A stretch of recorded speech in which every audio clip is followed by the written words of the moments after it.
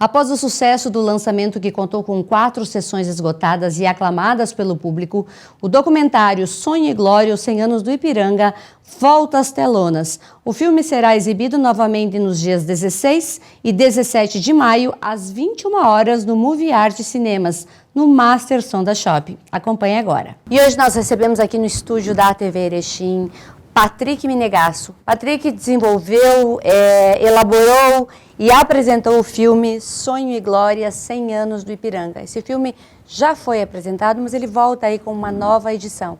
Patrick, bem-vindo à TV Erechim mais uma vez para a gente falar desse sonho do Ipiranga. Isso. Tudo bom, Sandra? Obrigado por mais uma vez estar aqui no teu programa. É sempre uma satisfação. Verdade. O filme foi apresentado no Master aqui em Erechim, né?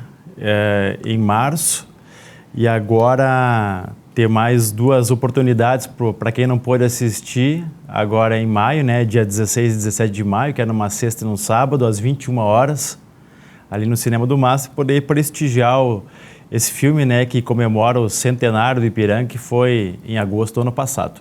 Pois é, são 100 anos de história, muitas histórias estão nesse filme. Agora que você já finalizou ele, já exibiu em algumas edições, se tivesse que colocar ou tirar alguma coisa, teria o que tirar ou ele está redondinho?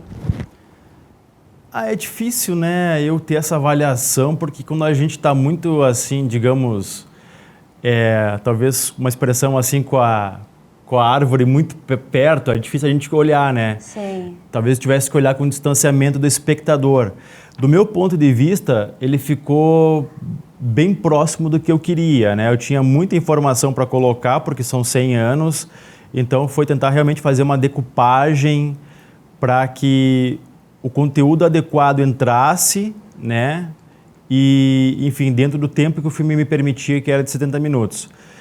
Então, eu acho que ainda não tenho essa resposta para te dar, quem sabe daqui uns 6 meses, 1 ano, para eu olhar com um olhar menos contaminado pelo filme do editor, do produtor, do roteirista, né, do diretor, para ter uma resposta mais adequada à tua pergunta, assim. Mas eu acho que eu fiquei, assim, bem satisfeito com o que, né, com o que foi apresentado. Talvez tivesse faltado um pouquinho mais de jogos de futebol mesmo, sabe? Essa coisa da emoção, do gol, porque num filme de futebol talvez se espere que tenha bastante futebol. Eu acho que ficou bastante dentro do contexto histórico. Mas como são 100 anos, teria que talvez fazer mais um filme de 70 minutos. Pois é, e você relatou nesse filme a trajetória de algumas pessoas, por exemplo, da imprensa, que acompanharam de perto o futebol em Erechim.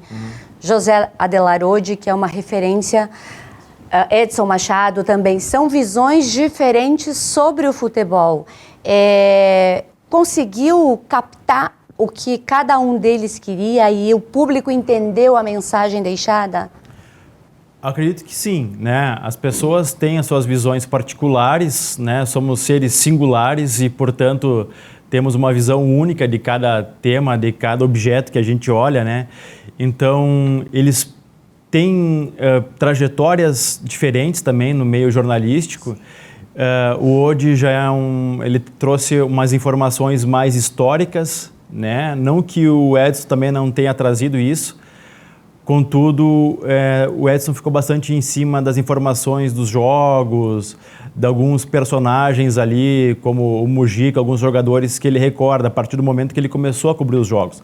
Já o Odi, ele ficou muito em cima da questão histórica, de voltar lá nas informações, porque ele já tinha feito aquele livro do Atlanga, né? Então, desde o levantamento de jogos, a quantidade de Atlangas que tiveram, os primeiros jogos do Ipiranga e do Atlântico aqui, então, lá que remete lá a 1930, 1940. Então, eu acho que cada personagem do filme trouxe, sim, a sua visão particular, né? Alguns jogadores que fizeram parte dessa trajetória se foram. Outros ainda permanecem presentes.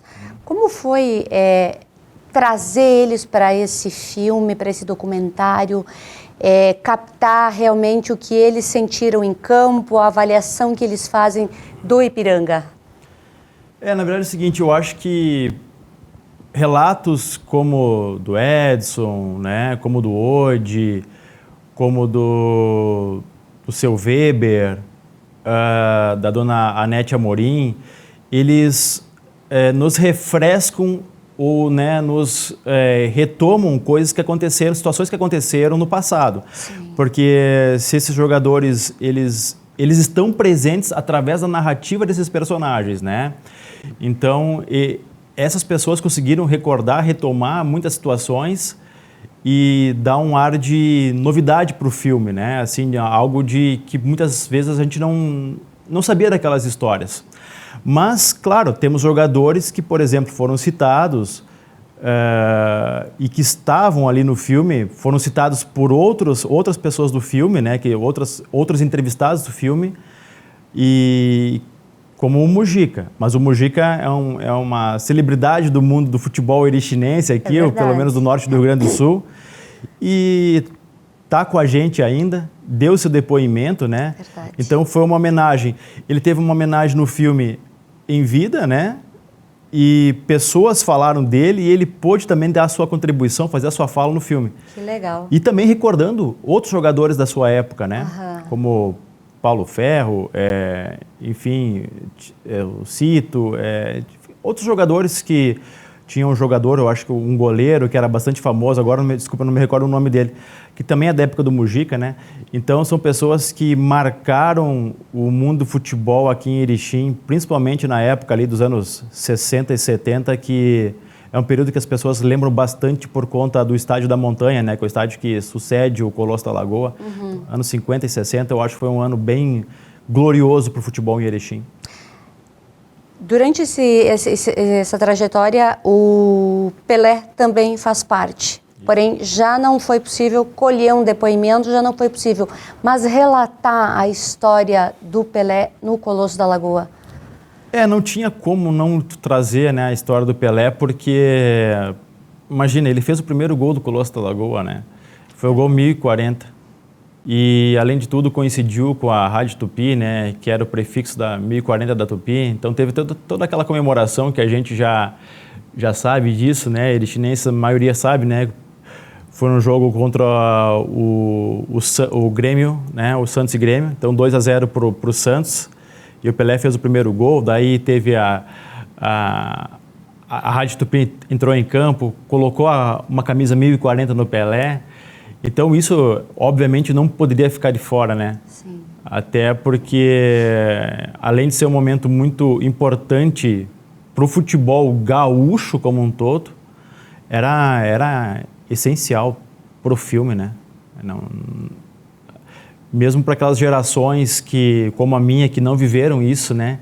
A gente tinha que saber, e tem um depoimento tão bonito do Pelé no filme, né?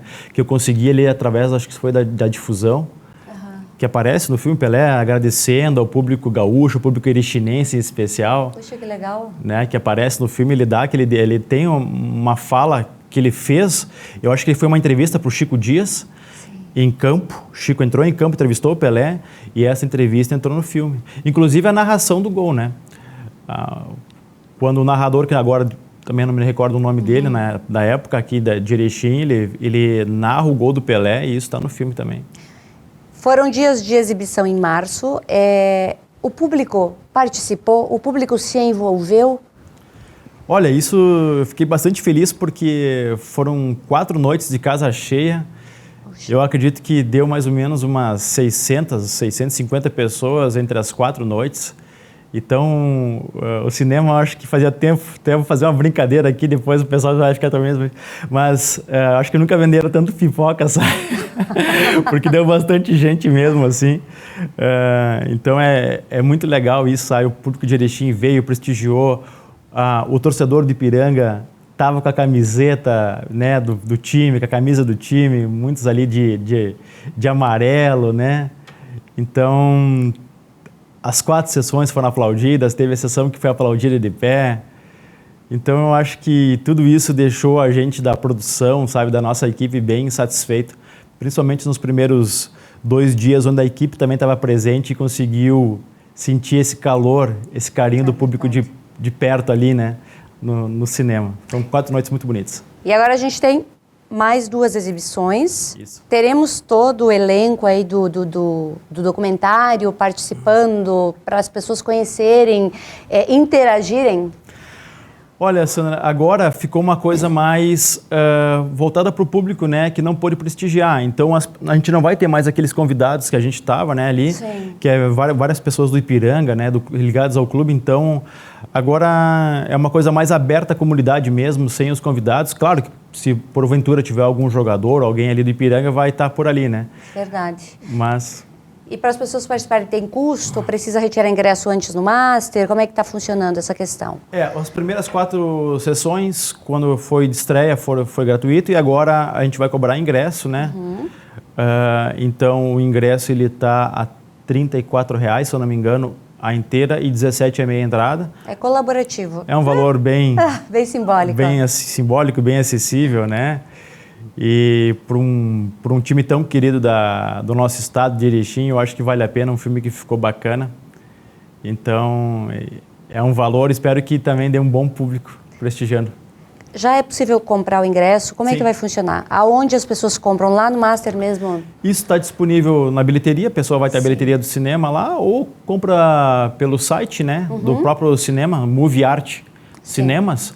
Vai lá, entra na janelazinha, procura do Master Sonda, né, que de Erechim, porque eles têm mais 4 ou 5 casas, né? Casas em outros municípios.